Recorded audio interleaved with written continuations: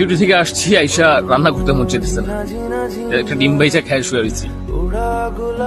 আমি দেশে থাকলে হয়তো আমার শুধু ডিম ভাইজা খায় শুয়ে থাকা লাগতো না কখনোই। আম্মা হয়তো বা কিছু না কিছু রান্না করে রাখতো। এখন এই দূরে আইসা কিছু না বুঝলেও মা বাবার অভাবটা বুঝতেছে। ছেলে মানুষ ভাই, কিছু করার নেই। বিদেশে আসছি অনেক দূরে, বাংলাদেশ থেকে ৬,০০০ কিলোমিটার দূরে। চাইলেও দেশে যাওয়া সম্ভব না, চাইলেও কিছু করা সম্ভব।